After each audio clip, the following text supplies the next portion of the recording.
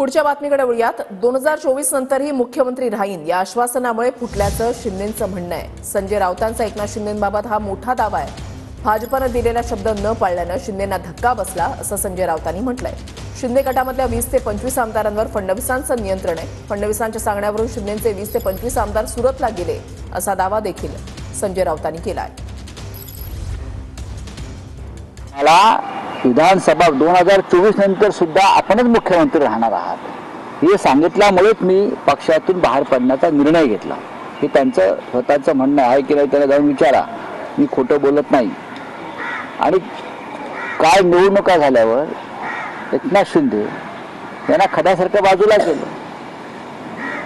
ठीक आहे, काही मंत्रिपदे दिली, काही महत्त्वाची खाती दिली, उपमुख्यमंत्रीपद दिलं, पण एकनाथ शिंदेचा आपण चेहरा पाहिला असेल, ज्याला तुम्ही बॉडी लँग्वेज म्हणता, त्यांचा वावर म्हणतो, तो पाहिल्यावर तुम्हाला कळेल की ते अजूनही शून्यात आहेत किंवा गुंगीत आहेत। त्या धक्क्यातून ते सावरलेले नाहीत। एकतर मला 50-55 जागा कशा मिळाला हा त्यांना पहिला धक्का, आणि दुसरं म्हणजे बीजेपीने दिलेला शब्द पाळला नाही अमित शहाने, दुसरा धक्का।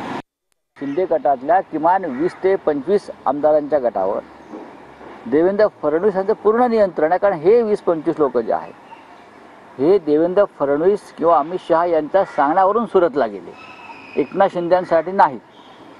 आणि आजही त्यांच्यावर कंट्रोल हे फडणवीसांचाच आहे।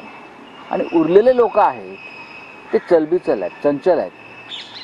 त्यांना असं वाटतं की आपली कोंडी होते, भविष्यात जास्त कोंडी होईल, आपल्याला नेतृत्व नाही कोणतंही चांगलं की जे आपल्याला संरक्षित करेल किंवा प्रोटेक्ट करेल, तेव्हा आपण पुन्हा मागे फिरायचं का, असा एक विचार त्या पक्षात सुरू आहे। ही माझी माहिती।